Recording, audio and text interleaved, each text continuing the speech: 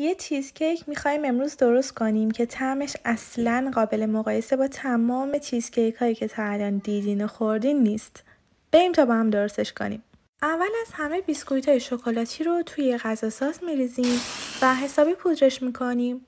حالا بهش کره آب شده رو هم اضافه میکنیم و چند پالس میزنیم. بیسکویت ها رو توی قالبی که کف و دیواره هاشو کاغذ روغنی انداختیم میریزیم و میکوبیم و میذاریم توی یخچال. حالا پنیر خامه‌ای رو به همراه خامه صبحانه و 3 تا تخم مرغ متوسط باشن و وانیل توی ظرفی میریزیم و 2 دقیقه با هم زنبرقی میزنیم. 2 دقیقه کافیشه.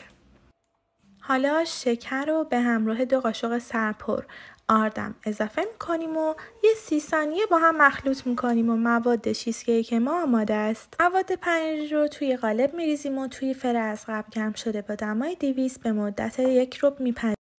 بعد دما رو میذاریم رو 120 و میذاریم 1 ساعت بپزه. کیک پخت و سرد شد، برای لایه رویی آب گیلاس یا آلبالو رو به همراه نشاسته ذرت و شکر توی ظرف میریزیم، هم میزنیم. 1 دست که شد میذاریم رو حرارت متوسط، انقدر هم میزنیم تا به این غلظت برسه. سس خوشرنگ و خوشمزه ما آماده است. در حالی که سسمون داغه اون رو روی چیزکیک کاملا سرد میریزیم و بعدم میذاریم 2 تا 3 ساعت توی یخچال.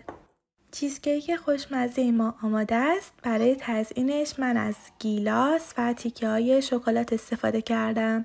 شما میتونین این چیزکیک خوشمزه رو هم به طور ساده سرو کنین، یعنی وانیلی، و همین که با میوه‌های مختلف مثل پرتقال، توت فرنگی، انار، خلاصه هر چی که دوست دارین. مطمئنم یه بار طعم این چیزکیک رو امتحان کنید دیگه سراغ هیچ مدل چیزکیک دیگه ای نمیرین.